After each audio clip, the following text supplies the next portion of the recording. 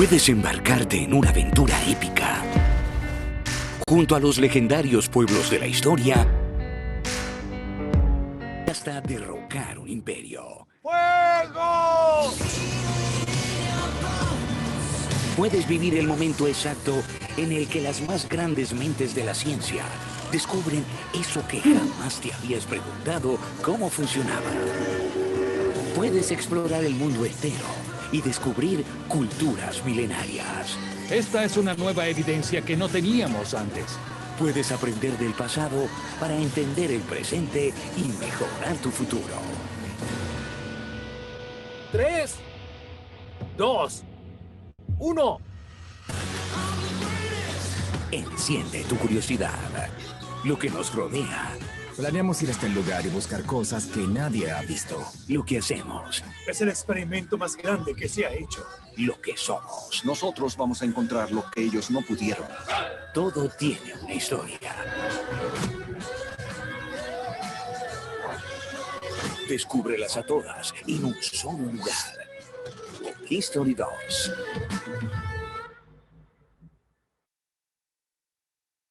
Buenas tardes a todos, bienvenidos.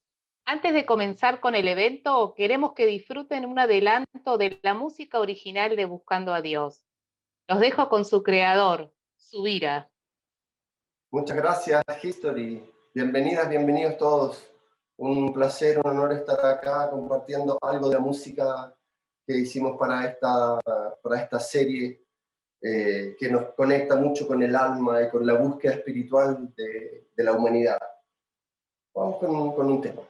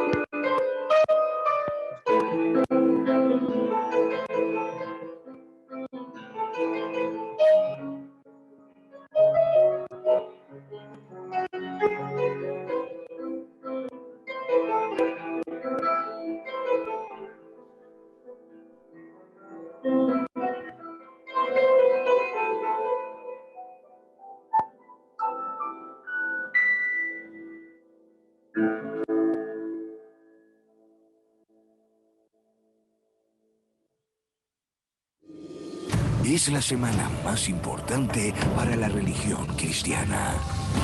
Y en History 2 diseñamos un evento especial para conocer más sobre la fe.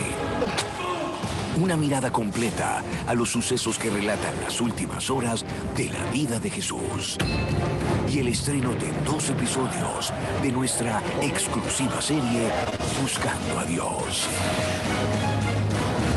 Especial Semana Santa, del 1 al 4 de abril, por History 2. Bienvenidos a esta conferencia de prensa virtual para History 2, una marca como pocas que se encarga de distribuir contenidos de cultura, historia y documentales como pocos. En History 2 van a ver el día de hoy una apasionante serie, Buscando a Dios. ¿Y quién mejor para hablar de la estrategia, de programación y producción de History 2 que su Senior VP de contenido, programación y producción, Miguel Brailovsky? Gracias, César. Buenas tardes a todos. Gracias por acompañarnos hoy. La verdad es que es un orgullo grande tener un evento así enfocado en History 2. Estamos muy acostumbrados a hacerlo con History, pero es como los padres cuando ven a sus hijos menores crecer y empezar a lograr cosas en la vida. A nosotros nos enorgullece mucho la forma en que History 2 se ha abierto camino como una marca independiente por múltiples motivos. Primero porque se ha convertido en un referente del género documental. Nosotros cuando lanzamos History hace 20 años, lo enmarcamos dentro de lo que en ese momento se conocía como la categoría de canales de documentales. Hoy History es algo mucho más amplio que un canal de documentales. Es un canal de entretenimiento que conecta el pasado con el presente con una cantidad muy amplia de contenidos. Pero también es cierto que los documentales siguen contando con una audiencia súper fiel y curiosa y que todo el tiempo busca respuestas. Y nos parece que History 2 se ha convertido en ese referente único en el mundo de la televisión paga de hoy, que ofrece 24 horas prácticamente de contenido dedicado al género documental. Ese es algo de las muchas cosas para celebrar del crecimiento de History 2, que hoy no solo se concentra en la televisión lineal. Estamos en un momento en el que las estrategias de contenido de nuestros canales son más multipantalla que nunca. El estreno que estamos comunicando hoy al mismo tiempo va a la televisión lineal y también va a las plataformas no lineales para el contenido on demand. Es algo que cada vez más es el eje central de nuestra estrategia. Entendemos que los hábitos de consumo están cambiando y que nuestra obligación como marcas, más allá de la curación y la producción de contenido, tiene que ver con estar en todas las pantallas en donde los usuarios nos busquen. Por eso, esta presentación no es solamente sobre un estreno lineal, sino también sobre un estreno de un contenido on demand. Tradicionalmente, los temas relacionados a la religión han despertado siempre la curiosidad de los viewers de History. Es una de las temáticas que tal vez despierta más pasiones y controversia, ¿por qué no? En general, desde que el canal existe. Y esta serie en particular, Buscando a Dios, sentimos que llega en un momento bastante particular. En principio porque, bueno, refleja esta sensación de conexión espiritual que a veces trae la Semana Santa, pero al mismo tiempo lo hace en medio de una pandemia global en donde esas conglomeraciones multitudinarias de millones de fieles de distintas religiones congregándose para celebrar sus creencias y su fe, hoy parece como un escenario improbable, ¿no? Parece algo sacado de otra época, pero es parte de ese fervor que hoy tal vez está contenido y se expresa de otras formas. Y también es cierto que hay hoy una percepción de una cierta crisis espiritual en el mundo, en el sentido de que las religiones a veces no logran conectar como lo hacían en otras épocas con el corazón de las sociedades. Pero nos encanta la manera en que esta serie traslada esas inquietudes, nos encanta la manera en que este trabajo documental no solamente celebra las diferencias, sino también las increíbles similitudes entre las distintas expresiones de la fe alrededor del mundo. Le damos realmente un agradecimiento enorme a Jorge Said y todo su equipo, porque nos parece que es un momento importantísimo para celebrar esa diversidad, para reconectar con la espiritualidad que el mundo está buscando y hacerlo a través de este ejercicio intelectual de encontrar los orígenes de la fe y darse cuenta que en todas partes del mundo por más remotas que nos parezcan, se comparten las mismas búsquedas y las mismas preguntas, aunque las respuestas sean levemente diferentes. Gracias obviamente a nuestros panelistas de lujo de hoy, ya van a tener el gusto de escucharlos, pero gracias nuevamente por conectarse y esperamos que disfruten mucho esto. Nos encontramos en un rato con más contenido y más preguntas.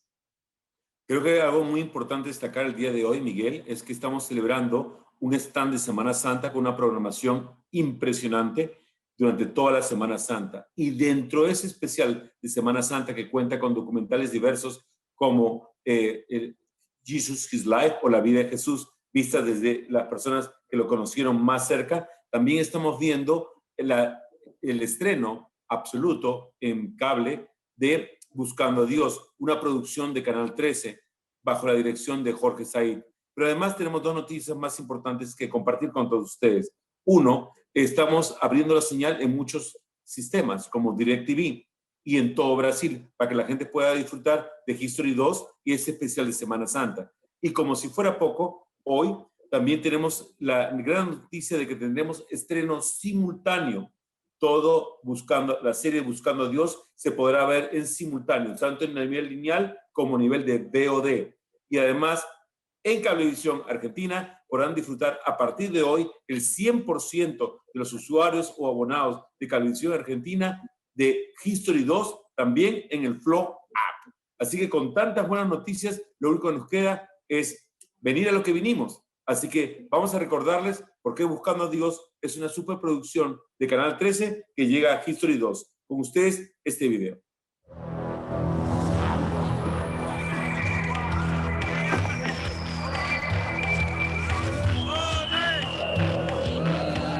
Tremenda multitud, que se estima en 20 millones de personas que hay acá.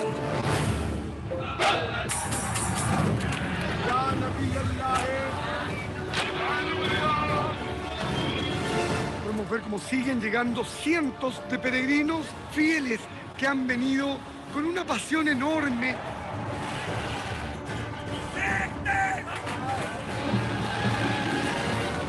Todos vienen en lo mismo, en busca de ese encuentro con lo divino.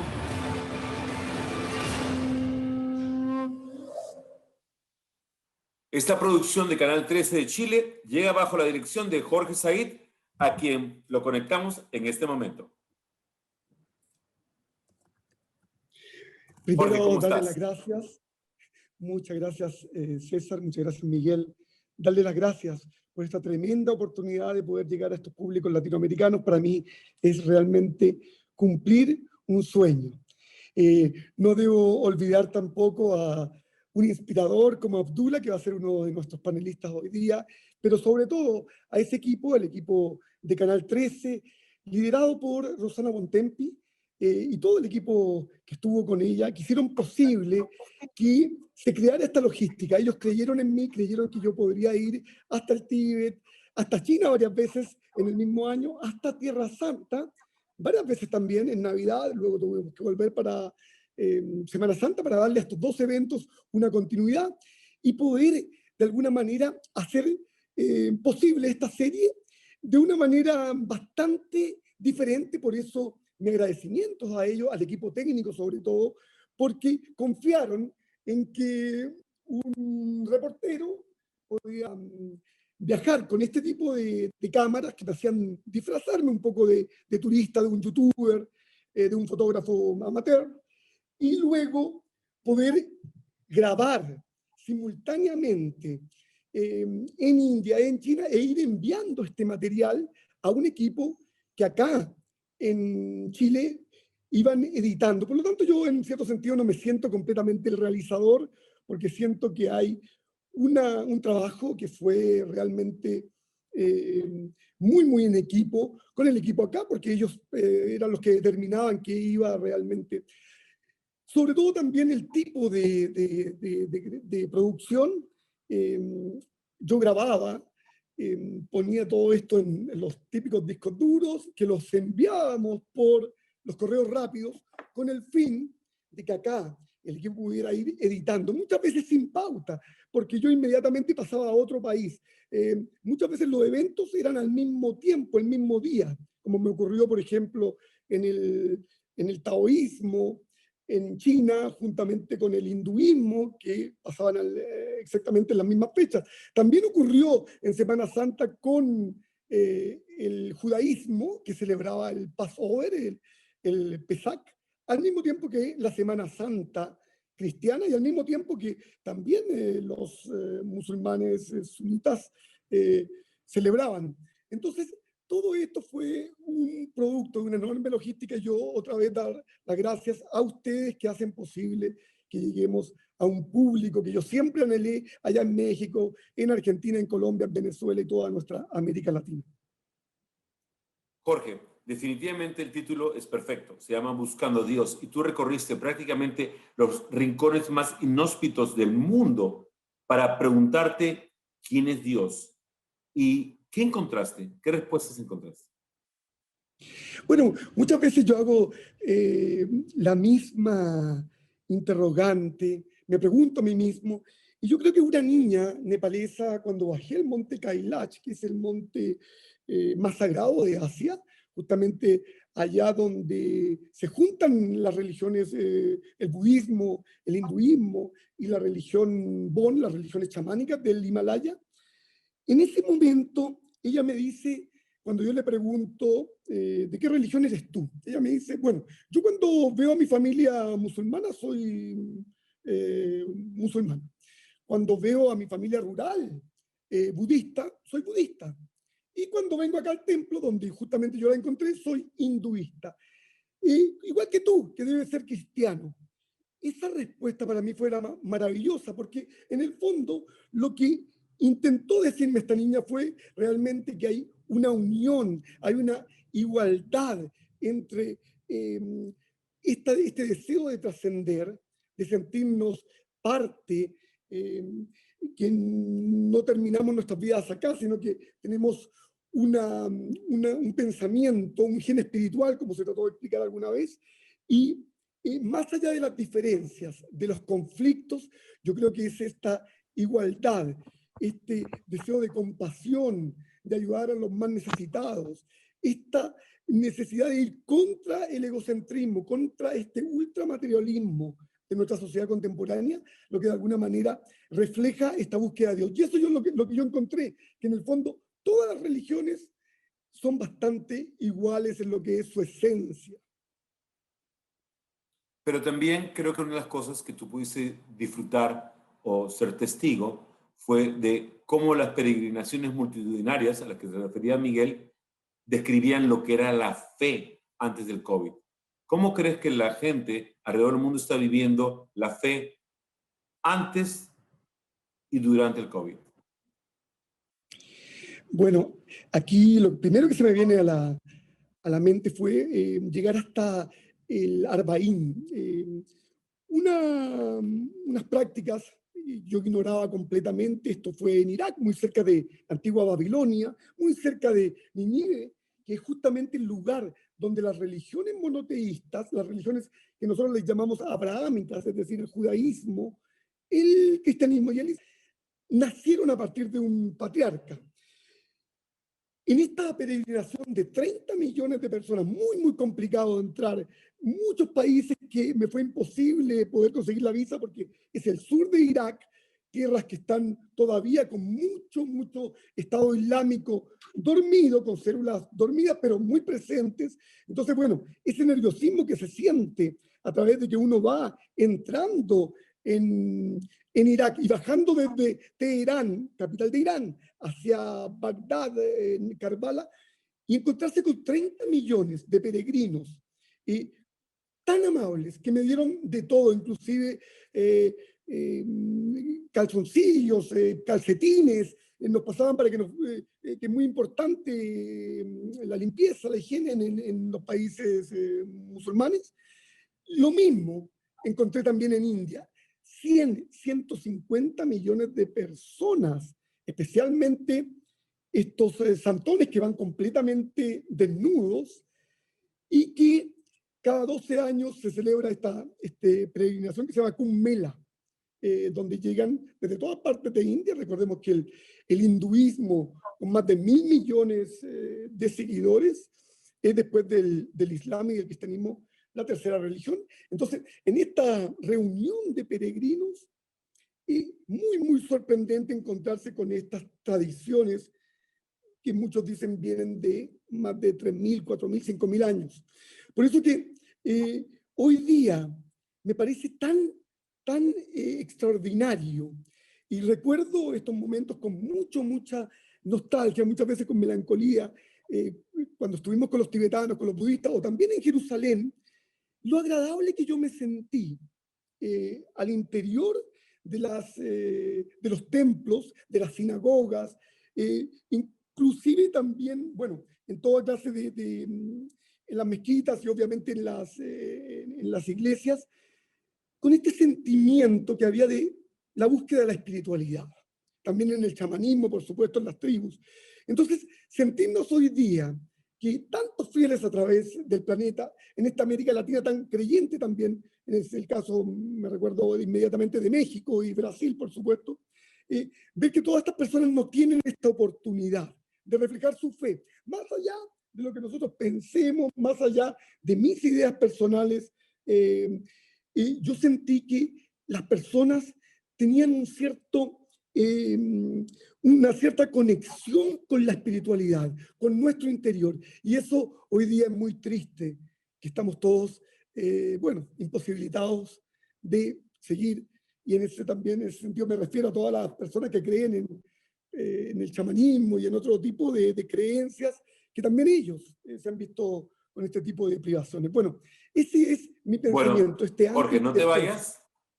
Jorge, no te vayas. Queremos charlar muchas cosas contigo, pero creo que es ahora momento de introducir o presentar a nuestros panelistas de lujo, como lo dijo Miguel Brailovsky. Y quiero empezar con el ícono de los temas de teología, el señor Abdullah Omnidabar. Mucho gusto. Lo más grande elogio para Jorge, después de haber visto su último programa, será excelente. Pero todo tiene un pero. Que mientras que más busca el Dios, menos va a encontrar. Primero, no porque yo me crecí en una familia que mi padre era bahá'í y mi madre era musulmana. Claro que nunca tuvimos problema en seno de mi hogar, pero igual me creó una pequeña confusión. Pero eso no es todo. La cosa empieza cuando tenía 10 años. Me topé con un amigo que era muy conversador y me hablaba mucho sobre Charles Darwin. Y de allá me llamó tremendamente la atención. La teoría de Charlie me golpeó mi pequeña estatura que tenía en ese momento.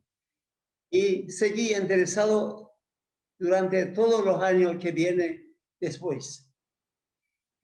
Bueno, le decía, mientras que más busque, menos va a encontrar, porque para mí el Dios físico, en primer lugar, como Jorge sabe, viajó en esos países chiitas, sunitas o judía. Según dicen, el Dios tiene más de 1.000 nombres. No solo Allah, Dios, God. Y always viendo el minaret de todas las mezquitas, diariamente sale con parlante el sonido Allahu Akbar. Allahu Akbar. Dios es grande, pero un grandeza distinto de lo que gente imagina. Ahora, la enseñanza religiosa para hacer de Dios grande convenía un grado y un grupo de gobernantes. porque para gobernar un país no es una cosa fácil. Lo vemos todos los días en Chile, en Argentina y en todo el mundo. Pero para gobernantes era un señuela para poder hacer lo que quieren hacer, vida o muerte, pero en nombre de Dios. Entonces ellos lavan su mano, ellos no tienen ninguna culpa. Ellos no le elevan la persona ni bajan a lo infinito. Bueno, esa es mi conclusión. Después que empezamos el viaje, la vuelta del mundo, bueno, durante 10 años viajamos la vuelta del mundo, 140 países, en muchos países musulmanes. Y yo estaba en 10 años viviendo mucho en templos de los Bahá'ís, en templos de los budistas, hasta judíos. Y en todas partes recibieron en muchos lugares religiosos. Y otra confusión me invadió. Bueno, aquí estoy con su santidad, el Dalai Lama. De casualidad, ese era un día que el Congreso de los... Aquí está Harrison Ford. Aquí está Martin Scorsese y otro actor de acción. Bueno, una pregunta, Abdullah. Abdullah, ¿te puedo hacer una pregunta?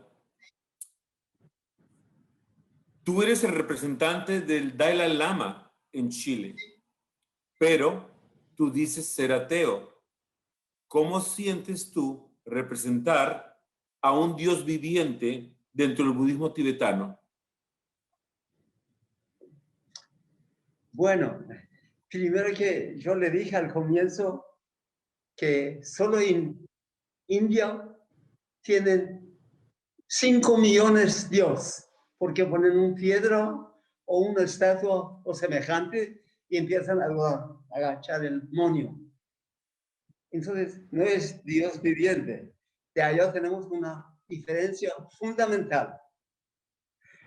Entonces, mire, yo nací y crecí en un ambiente musulmán. Esa película filmada por Jorge me lleva cuando yo era 4 años, 5 años. Viví en medio de esas masas que muevan con cadena y realmente hacen herido en su cuerpo. Es una religiosidad que realmente y no explique. Pero hay que vivir la vida que tienen ellos. Mire, ellos crean a Dios un Dios que para mí no existe, es un espíritu, es una cosa de imaginación. Pero sí, según dicen muchas religiones como chiitas, sunitas, que el Dios imaginario entonces, en cada tiempo mande un mensajero, como llamamos profeta. Por ejemplo, 5.000 años atrás hubo religión más flamante del mundo, especialmente en Irán, Zaratustra. Y tenía una enseñanza muy profunda y muy simple.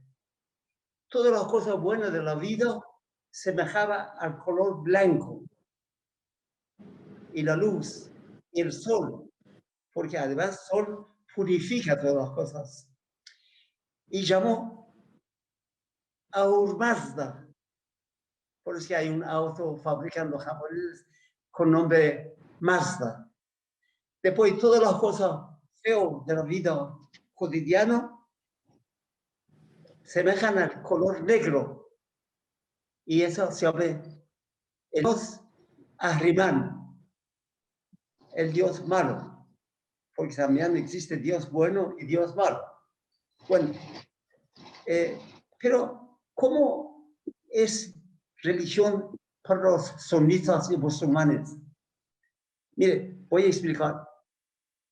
Sin embargo, en cada pétalo de flor En cada hoja hay un árbol que está delante de mi ojo, está mirando en mi patio. Eso, un solo árbol tiene miles y millones de hojas. En cada hoja está el Dios. En cada cosa, el zorzal, el ave, los animales, en todo es mano de Dios. En religiosidad, algo que no tiene explicación para esa gente. Nacieron, murieron con esa idea. Bueno, voy a decir un supuesto caso hipotético. Supone que estamos en Golfo Pérsico, ¿ok? Golfo Pérsico es estrecho y largo. Supone hay un niño de 7, 8 años. Le pescan a ese niño y se meten en una botella. Sí, supuesta casa, ¿no? Se meten ahí y le tiran al mar. Y los oleajes los lleva a ese muchacho, demora 1 año, 2 años, que llega a la costa de Australia. Y alguien está paseando, se pesca esa botella. ¿Y qué? Ese niño es ahora de 10 años. Lo destapa y sale el niño. Y lo primero que dice, aquí, no, déjame ver, aquí. No, desde Australia tiene que ser hacia el sureste. Porque quería hacer su oración diario. Después de 2 años en botella, flotando sobre el oleaje del océano, lo primero que quiere hacer su 5 oración diaria, que tiene namaz. Es tanto religiosidad que están al piel, están en cada pelo, en cada ceja, en cada célula. Bueno. Muchas gracias, Abdullah. Definitivamente, Abdullah, es muy importante para todos que tú te des cuenta que cuanto más hablan de Dios, menos conocen de Dios. Nos encanta porque tú eres una eminencia en todo lo que es teología, así que quédate un rato más con nosotros, que ahora queremos invitar a María José Schultz para hablar también de religión. Hola, buenas tardes. Muchas gracias por esta invitación. Al contrario, María José, creo que una de las cosas que más nos sorprende, a pesar de los libros, a pesar de los hechos y los años que han pasado, es que sigamos hablando de la mujer y de la equidad y que en muchas religiones la mujer simplemente, vamos al punto, sea totalmente ignorada o no sea una figura jerárquica o de autoridad. ¿Por qué ocurre eso?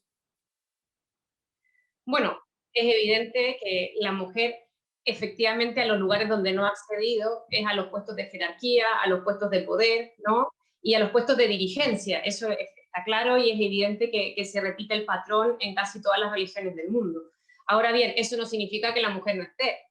Ciertamente, en todas las religiones la mujer tiene un rol fundamental, tal vez más invisibilizado, pero eso no significa de que no sea importante. Yo te diría que hasta en el budismo, la madre del Dalai Lama cumple un rol fundamental en la formación del chico, ¿no? De todas formas, ¿qué ocurre? Que estamos haciendo camino. O sea, sabemos que por mucho tiempo en la jerarquía, la institución y ciertamente donde solo han habido varones, ¿no? No se nos ha permitido acceder a ese lugar donde se toman las decisiones y donde efectivamente podría haber como ciertamente un espacio abierto para que la opinión femenina tuviera un lugar y tuviera una voz más fuerte. Pero, de alguna manera, yo no quiero ser tan negativa y quiero decir que sí veo paso. Yo ciertamente me dedico a la teología, pero sabiendo que entré hace 20 años a la universidad a un ambiente absolutamente de varones, donde había muy pocas mujeres, yo era la única laica, y de alguna manera me hice camino. Es verdad que no, en ese momento no podía pensar en ser decana de facultad de teología, ni podía pensar en ser sacerdote, ni diaconisa, ni evidentemente hay ciertos roles en que de alguna manera yo sé que no voy a alcanzar a ver como una posibilidad para las mujeres. Pero el hecho de estar ahí y verdaderamente ver que otras mujeres antes que yo habían hecho un camino, de alguna manera es una esperanza para todas las que vendrán. Yo sé que, al menos yo siendo católica, la iglesia que dejaré el día que ella no esté aquí será una iglesia tremendamente más abierta y probablemente mucho más dialogante, porque veo que estamos haciendo camino en ello y tengo mucha esperanza de que ciertamente se vuelva un espacio más democrático. ¿Tú crees que Jorge tiene razón cuando dice, perdón? Sí, dime. ¿Tú crees que Jorge tiene razón cuando dice que las religiones se parecen más de lo que les damos crédito? Yo estoy de acuerdo, o sea, yo hago un curso a estudiantes de 20 años que tiene que ver con las religiones comparadas, ¿vale? Son las tradiciones de Oriente y Occidente, y en la medida en que tú vas entrando en los temas como la reencarnación, la resurrección, el tema del espíritu, del alma, de la presencia de lo divino, por no ponerle un nombre a Dios, ¿no? La presencia de lo divino en la historia, en el corazón humano, ciertamente que tiene puntos comunes. Y esa ¿cómo decirlo? Esa unidad, esa homogenización que encontramos, digamos, en la percepción de la presencia de lo divino entre nosotros, yo te diría que está inscrito en el carácter humano. O sea, antropológicamente estamos hechos para reconocer el misterio, porque lo que se repite en cada una de las religiones es la búsqueda de respuesta a preguntas existenciales que la propia vida humana no tiene la capacidad de responder por sí mismo.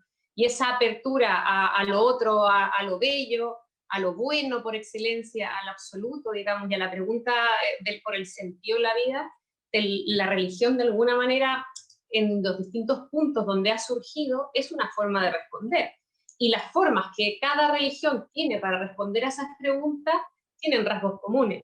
Y yo te diría que el solo hecho de que todas las religiones tengan esos puntos en común ya es una prueba de que existe el misterio y que probablemente hay un Dios ahí. O sea, a mí ciertamente eso me conmueve.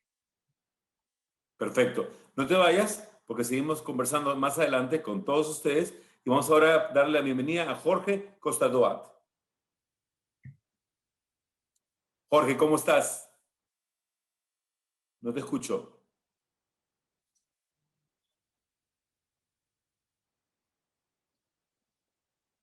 Ahora sí, gracias por la invitación. Muy contento de estar aquí. Contento en primer lugar también porque ahí está mi amiga teóloga, la María José, que pertenecemos a la misma facultad en Santiago de Chile.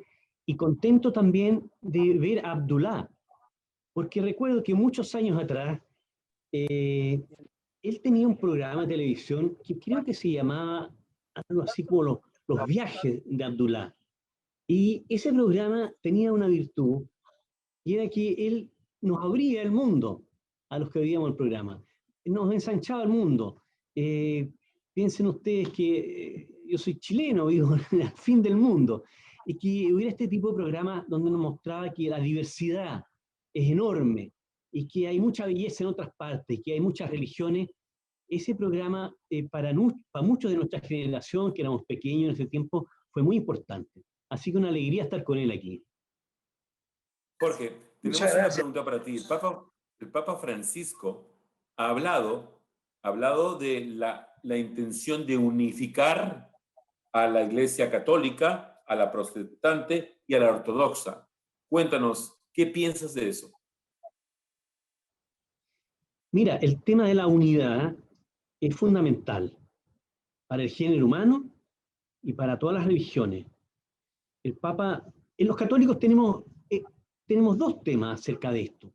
Un tema es el que se llama el tema ecuménico, y que tiene que ver con la unidad entre los cristianos, es decir, la unidad entre los protestantes, los ortodoxos, los católicos y otras denominaciones. Entonces es un tema interno de los cristianos, pero además existe el otro tema que es muy importante, que es el tema interreligioso. Hay religiones distintas, y hoy por hoy, especialmente para los católicos, después del Concilio Vaticano II, hemos sido llamados a valorar, a ir al encuentro de las otras religiones y valorarlas. Entonces, hoy día lo que por todas partes se promueve es el diálogo interreligioso. y la colaboración entre las distintas religiones. Hasta hace poco, justamente, a lo largo de... ¿sí? No, prosigue, por favor. Sí, bueno, esto es importante porque también es cierto que las religiones, y a veces los distintos modos de ser cristianos, han sido factores de conflicto, cuando no debe serlo. Porque, como se ha dicho aquí, es uno el mismo Dios para todos nosotros. Todos, en clave cristiana, todos somos hijos e hijas de Dios. Pero a lo largo de la historia, y en esto los cristianos tenemos muchos pecados, hemos procurado, en cierto sentido, apoderarnos de territorios, de riquezas, de naciones, en nombre de nuestra religión. Y muchas veces, hasta el día de hoy, se utiliza la religión con fanatismo, con terrorismo. Bueno, yo creo que hoy los grandes líderes religiosos de la humanidad están yendo precisamente en contra de todo esto. Las reuniones que ha habido otras veces de oración entre los cristianos, entre los líderes religiosos de distintas religiones, han tenido por objeto orar por la paz y por la justicia, que eso es lo que el mundo necesita de las religiones. Ahora recientemente el Papa fue a Irak y ahí tuvo una entrevista, según parece muy bonita, con el ayatolá al-Sistani. Se reunieron en su casa y, según entiendo, una casa modesta, sencilla, no un gran palacio como a veces viven los líderes religiosos. Y Papa Francisco y la ayatolá al-Sistani conversaron de grandes temas de la humanidad y grandes preocupaciones de la humanidad. Por ejemplo, el tema de las persecuciones religiosas, el tema de las grandes injusticias, el tema de los bloqueos económicos que hacen tanto daño a los países más pobres, el tema de las migraciones, refugiados, gente que ha debido irse a otros países porque no tiene los medios suficientes. Entonces, Jorge, ese es hoy el... Sí. Disculpa, justamente yendo a ese tema que es tan importante hoy, aquí, ahora, se habla, por todo lo que tú has comentado, de una cierta crisis del cristianismo. ¿Tú crees que la pandemia es justamente algo que motive esa vuelta a la fe, esa vuelta a la religión, esa vuelta a la unificación de la que tanto se habla? Yo espero que esto sea así en el caso de los cristianos y en el caso también de las otras tradiciones religiosas, las otras espiritualidades, los otros modos de pensar, dentro de lo cual no hay que excluir a nadie. Hay que incluir incluso a la gente que no cree, que tiene dificultades para creer, los que son directamente ateos. En ellos también está actuando el espíritu del mismo Dios. Y en estas circunstancias que son tan penosas, como en otras ocasiones de grandes crisis, la gente recurre mucho a Dios, y con razón, porque se ven confrontados, todos nos vemos confrontados con la muerte, y en consecuencia con la pregunta sobre el sentido de la vida. Y en eso estamos. Entonces volvemos en virtud del Espíritu a preguntarnos cómo estamos viviendo, qué es lo que es fundamental, a tomar decisiones, a dejar lo superfluo, a quedarnos con lo que es decisivo. Entonces, eso creo que se está dando, por lo menos en el campo que yo conozco, que es América Latina. Estoy en contacto con las iglesias de América Latina. Eso lo veo muy fuerte, especialmente lo que he visto en América Latina, es que las comunidades cristianas, las comunidades de base, han organizado ollas comunes que le dan comida y esperanza a la gente que en razón de la pandemia no tienen trabajo, pasando hambre, están enfermos, se les muere gente. Entonces, ahí yo veo que hay un despliegue espiritual extraordinario en la iglesia en América Latina. Justamente ahora quisiéramos, ¿sí? Yo sé que me puedes contar mucho, pero todos queremos escuchar las opiniones tuyas de María José y de Abdullah. Así que voy a hacer algo que no estaba en guión. Vamos a abrir un panel para que todos podamos conversar juntos. ¿Qué te parece? Muy bien.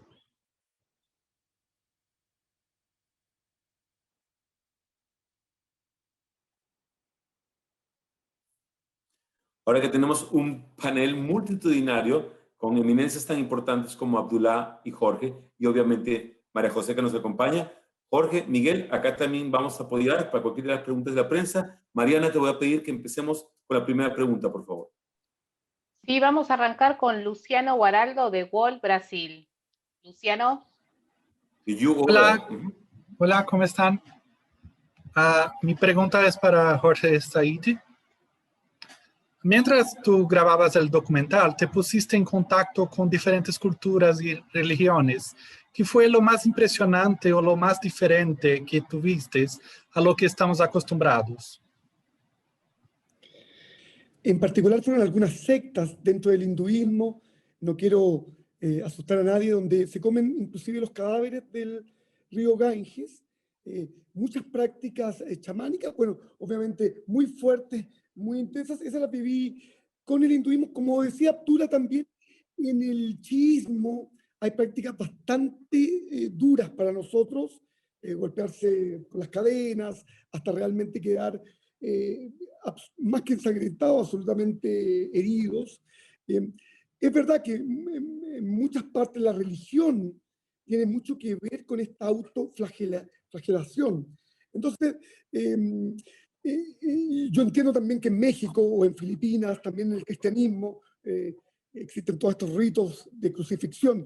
Sin embargo, pienso que lo que más me impactó fue la aceptación que yo tuve al interior de las comunidades religiosas. Por ejemplo, voy a contar lo que me ocurrió con las comunidades judías, en el caso de los Haredim en Israel, que fue muy, muy increíble cómo ellos me aceptaron. Y ahí me enteré de muchísimas cosas. Por ejemplo, bueno, yo me quedé a vivir con algunas comunidades en la ciudad que es una de las ciudades sagradas, de las 4 ciudades sagradas que tiene el judaísmo, en el norte de lo que son Palestina, Israel. Bueno, no vamos a entrar en el lado político, pero la aceptación que yo tuve al interior del chiismo, del judaísmo, que yo siempre fui con mucho temor. Yo pensé también con un apellido, obviamente de Medio Oriente. Pensé que podía haber algún tipo de conflicto, especialmente con los judíos. No lo hubo. Tampoco en el hinduismo. Entonces eso para mí fue algo precioso, muy, muy lindo. Y ahí que se me abrieron muchos quizás fronteras. Por eso que creo que eso fue lo que más me impactó, que se puede cruzar todas las puertas.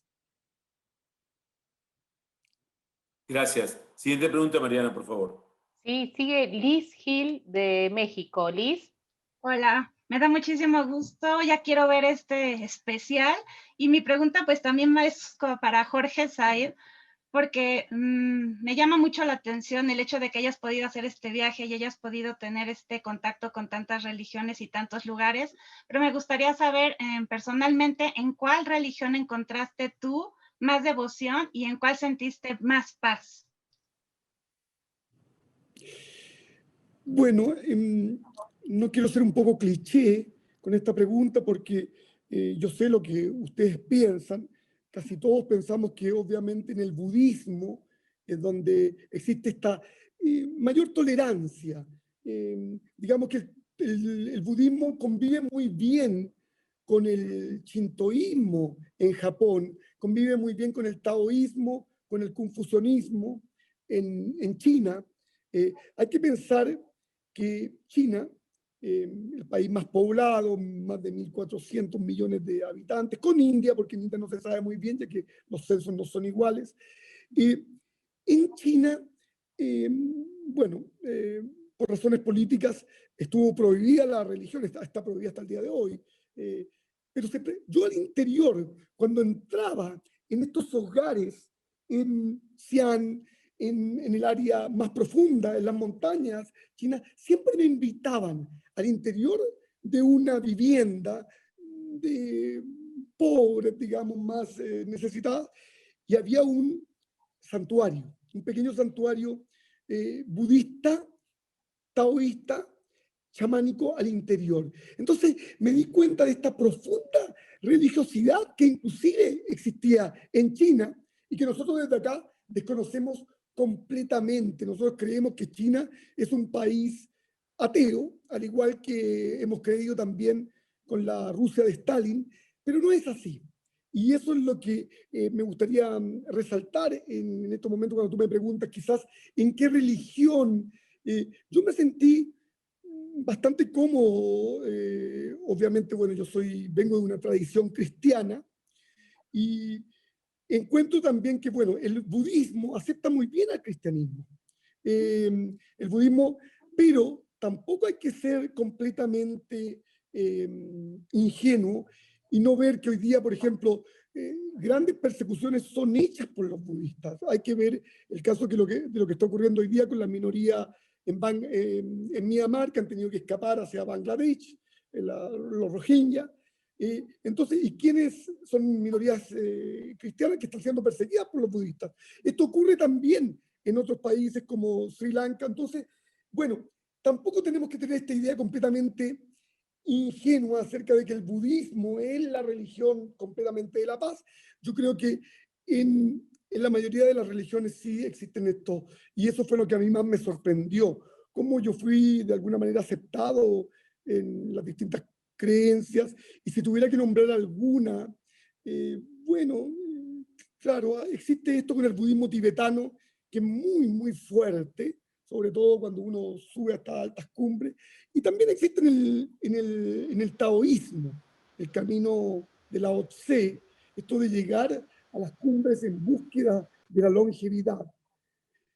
Pero bueno, vuelvo a manifestar también que yo me sentí muy cómodo en las iglesias cristianas en Jerusalén y pude notar este ecumenismo que se refería a don Jorge Costa Duat. Es tan importante hoy día hablar de esta unidad, de la tolerancia y de esta manera de unir a todos los movimientos espirituales, porque en realidad es más lo que nos une. Gracias. Gracias. Y ahora... Seguimos, César, con Sergio Villamizar de Colombia. Sí, por favor. Dale, gracias. Buenas tardes. Esta pregunta también va para Jorge. Ha hecho mucho énfasis en que fue muy bien recibido en toda la ruta que hizo. Yo quisiera saber cuáles fueron las mayores dificultades a la hora de entrar en contacto con algunas de estas religiones, y si en algún caso lo vio difícil, y cómo armó esta ruta, teniendo en cuenta que al principio decía que muchos de los peregrinajes coincidían en fechas. Entonces quisiera saber un poco sobre eso. Gracias. Bueno, siempre trabajamos muy en conjunto con Rosana Bontempi de Canal 13.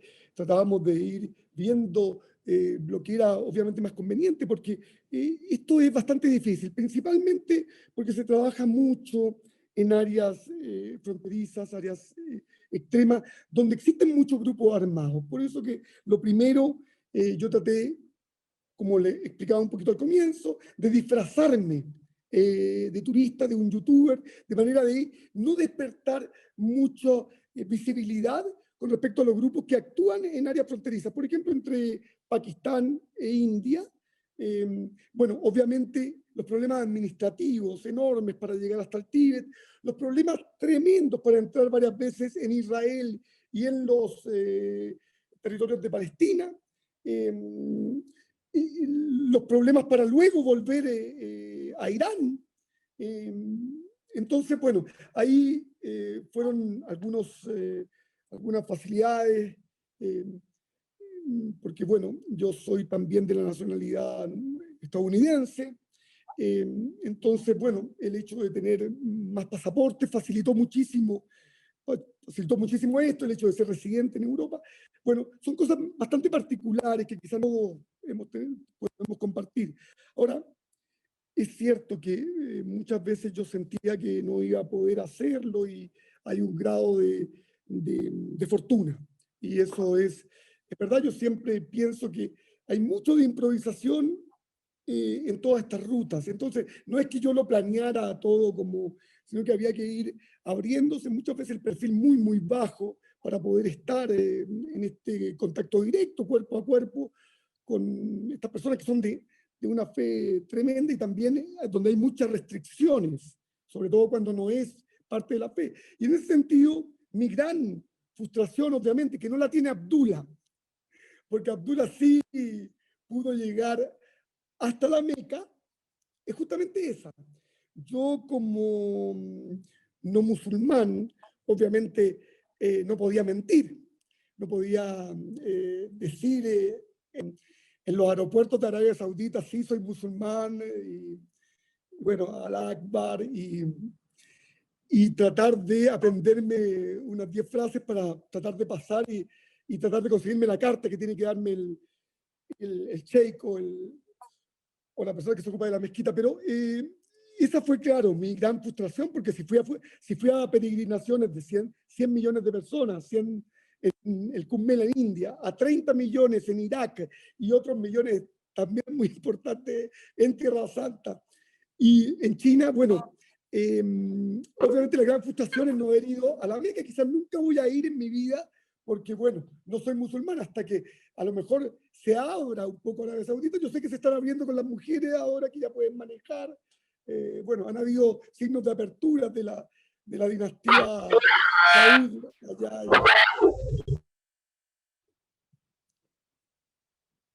Bueno, tenemos una pregunta más de Argentina, ¿verdad, Mariana? Sí, seguimos con Emilio Josami de Argentina. Emilio.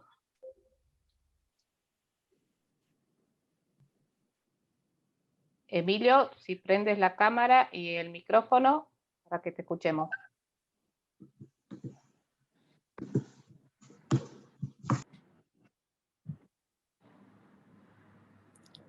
Bueno, seguimos mientras con Joaquín Lepeley de Colombia. Muy buenas tardes. Muy interesante poder ver las diferentes tendencias de la religión. Yo quería preguntarle a Jorge Costó Doat o a María José, ¿cómo ven las creencias latinoamericanas donde se mezclaron el legado ancestral con el catolicismo y en las celebraciones que son muy llamativas y que siguen vigentes hoy en día?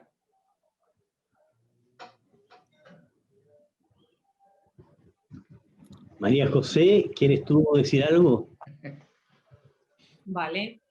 Bueno, gracias, Coco, por darme la pasada. Yo no querría solo reconocer, digamos, que efectivamente en las religiones que encontraron, entre comillas, los descubridores, los conquistadores, ¿no? Una vez llegaron a América, evidentemente que eran otras corrientes religiosas que tenían su propia identidad.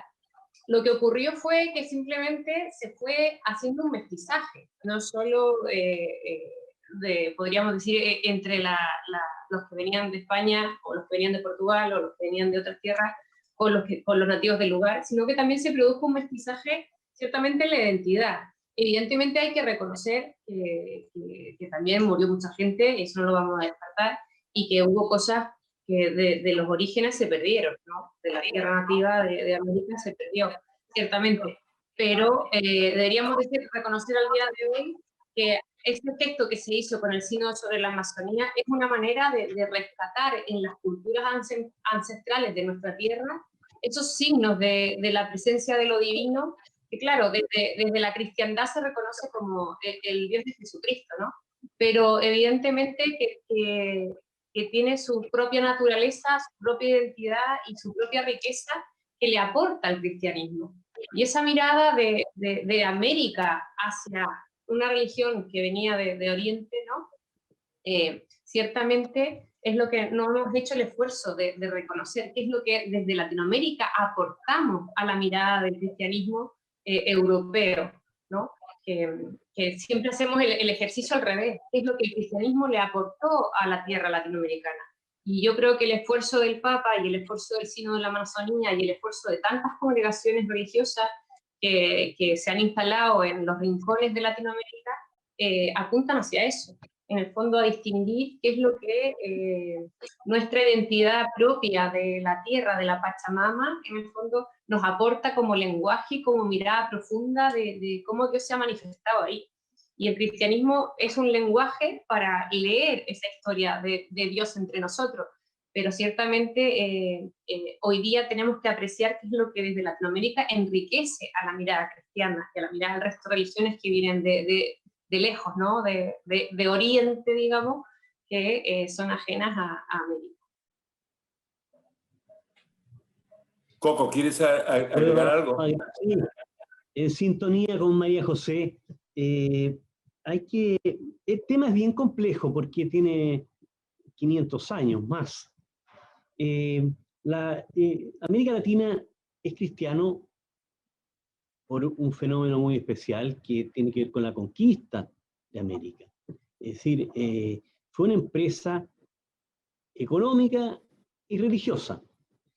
Pero en esto hubo fenómenos muy tristes. Por ejemplo, existía una costumbre, una práctica, que el conquistador, con la cruz en las manos, le decía a los indígenas, en latín, le exigía un reconocimiento del Dios verdadero. Si reconocían, bien, y si no, los hacían esclavos. Entonces, te estoy mostrando un punto. Pero en esto, el avance del cristianismo en América Latina fue muy triste porque significó, en muchos casos, que las religiones de los pueblos originarios fueran sepultadas. Por de pronto, fueron descalificadas como paganismo. Hoy estamos en otra mirada, muy distinta. Hoy lo que estamos viendo es que en esas otras culturas, con sus religiones, es Dios mismo el que está actuando. Y que los cristianos no somos mejores que los demás. Al contrario, muchas veces hemos sido peores. Eso lo va a juzgar Dios. Lo importante en este momento es que nosotros podamos tener un encuentro con los otros en plano de hermanos y hermanas, en un plano de fraternidad, que es la que proviene de la fe de los cristianos, en que Jesús es el Hijo de Dios y es el hermano de todos. Entonces, en ese sentido, hay un lindo camino que recorrer. Gracias, Coco. La siguiente pregunta, Mariana, por favor. Y ahora sí, con Emilio Josami de Argentina. Emilio. Sí, muchas gracias, Mariana. Muy buenas tardes a todos. Un gusto saludarlos y participar de esta conferencia de prensa virtual. Mi pregunta es para el señor Abdullah. Salam aleikum, Javier. Mi pregunta es, mi pregunta puntual, señor Abdullah, es ¿por qué al Islam se lo asocia generalmente con el terrorismo?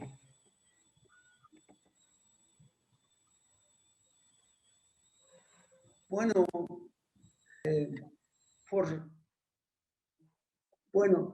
porque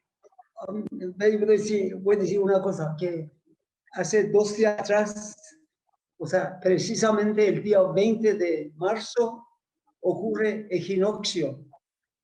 Y esa es la fiesta más grande de Irán. Y la fecha en nuestro calendario es cuando el profeta Mahoma inmigró de Meca a Medina. Eso empieza día 1 y primer mes y primer año. Y hasta 20 de marzo era 1339. Y ahora estamos en una fecha muy importante. Es el año 1400. Es como celebrar el bicentenario y más. Así que, en general, hay 622 años diferencia entre manifestación de Jesucristo, cristianismo en general y islamismo en el mundo. Cada uno de esos profetas venían por orden, igual que mandamos nosotros los niños a escuela preparatoria y después crecen un poco más, mandamos a secundario, después entran en universidad. Por eso, primero mandaron el Zaratustra, después vino el Moisés, después vino el Buda, gran Buda, de quien admiro con todo mi... Porque el budismo es puro amor, y puro creer, y no violencia.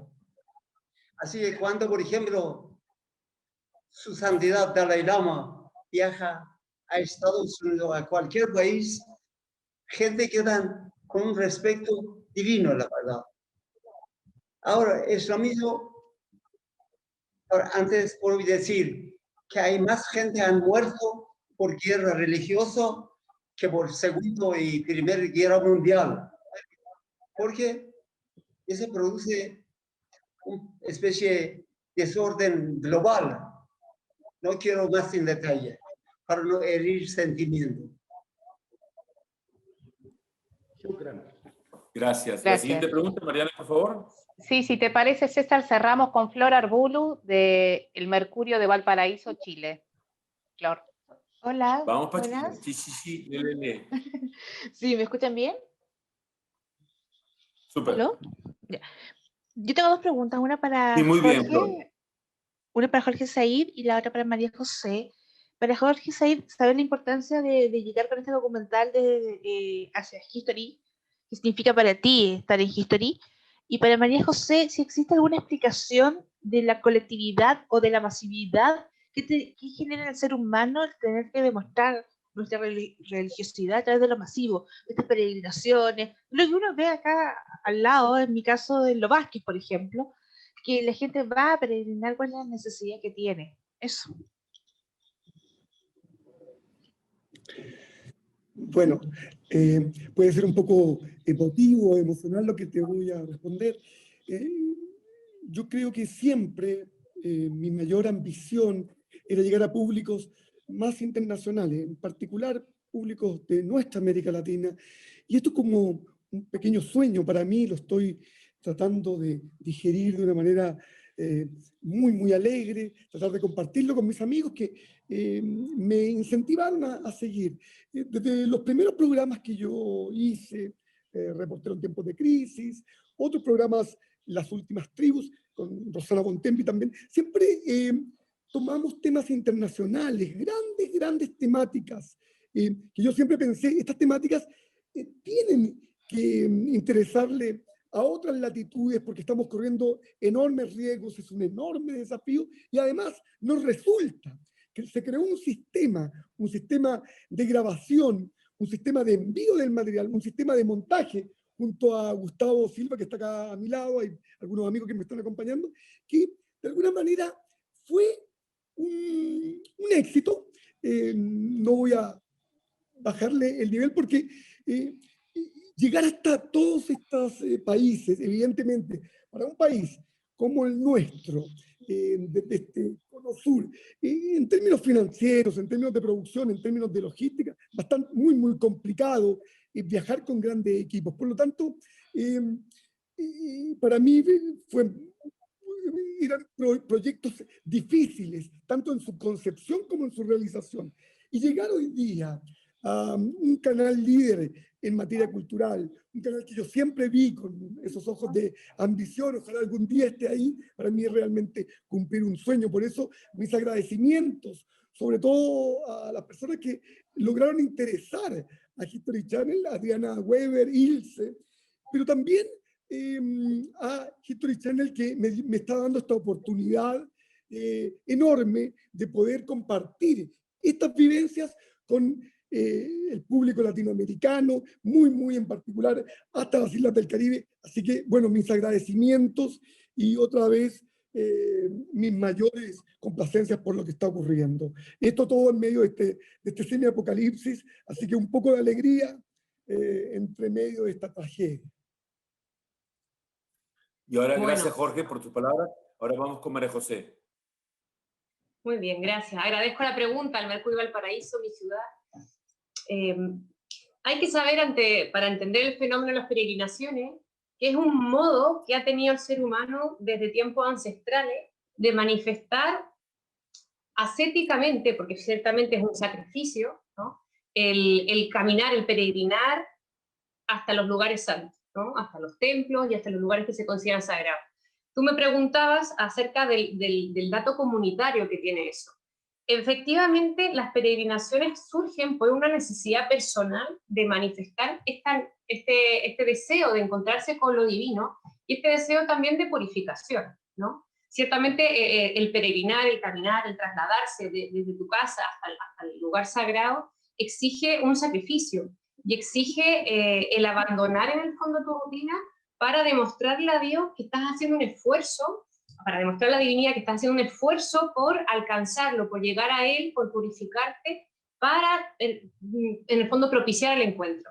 Eso ciertamente es personal, pero de alguna manera está también en la sabiduría de las religiones el manifestar que la salvación, en el fondo el pleno encuentro con Dios o con esas divinidades en las que creemos, solo es posible en comunidad.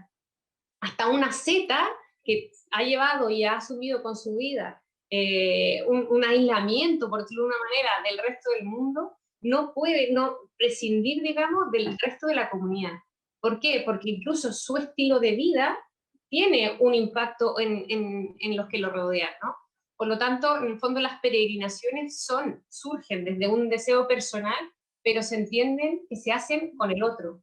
Y se hacen con el otro, ¿por qué? Porque es en ese caminar en caravana, ¿no? Ese caminar en manada, ese caminar en grupo, familiarmente, en el que yo voy manifestando esta búsqueda divina. Entonces, efectivamente, lo Vázquez, que es lo que se produce en la quinta región, en Viña del Mar, es un recorrido de 60 kilómetros que se hace por la noche, que yo hice varias veces en mi juventud, y ciertamente, claro, uno lo inicia porque hay una intención personal de demostrarle a Dios que quieres estar con Él. Y ciertamente en el que se juegan como peticiones y deseos, que la forma en que te sacrificas para que Dios te las cumpla es haciendo estos kilómetros a pie, ¿no? Pero claro, de alguna manera todos lo hacen contigo y ese lugar se vuelve un lugar de fe porque se suma la fe de todos los que buscan en Dios que está en esa iglesia, el deseo, digamos, de la santidad, de la transformación, de la conversión, de la presencia de su gracia. Entonces, ¿qué quiero decir con esto? De que de alguna manera la reunión de todos, el sentir emotivo de la presencia divina en comunidad, hace de que esos lugares sean aún más santos. No solo porque está Dios ahí, o se cree que Dios está ahí, sino porque la fe del pueblo que camina evoca la presencia de lo divino. Entonces, ¿se entiende una peregrinación personal? Ciertamente. ¿Se puede realizar? Obviamente que se hace individualmente. Pero desde la historia de la humanidad y de la historia de las religiones, estas peregrinaciones son comunitarias y son colectivas porque es una búsqueda del ser humano en familia, y del ser humano todo, en el fondo, manifiesta en la relación con las demás ese deseo de identificación con el absoluto, de identificación con el misterio. Entonces no se entiende de que se haga de forma tan individualista, ¿no? Muchísimas gracias. Muchísimas gracias, María José Schultz. Muchísimas gracias, Jorge Costadoat. Muchísimas gracias, Abdullah Omnidabar, una eminencia en teología.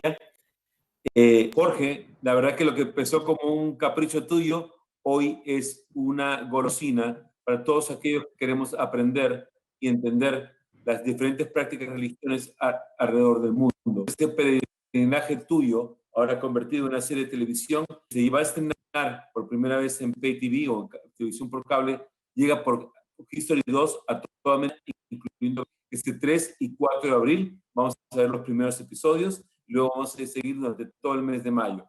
Así que creo que es una fascinante forma para que todos podamos conocer más sobre la religión, nuestras semejanzas, nuestros orígenes, y los invito a verlo en familia, porque creo que es una forma interesante de convocar una reunión, una conversación justa y necesaria con toda la familia sobre lo que es la religión, buscando a Dios, aceptando diferentes puntos de vista, entendiendo que no todos tenemos la verdad absoluta, pero sobre todo comulgando por un bienestar común para que todos podamos descubrir una manera de hacer historia, entenderla y, por qué no decirlo, encontrar una mejor solución como seres humanos a cualquier conflicto que encontremos. Muchísimas gracias por todo y no se olviden que Buscando a Dios está solamente por History 2. Gracias a Canal 13 de Chile y gracias a todos y cada uno de ustedes por acompañarnos. Cuídense mucho y hasta la próxima. Gracias. Gracias.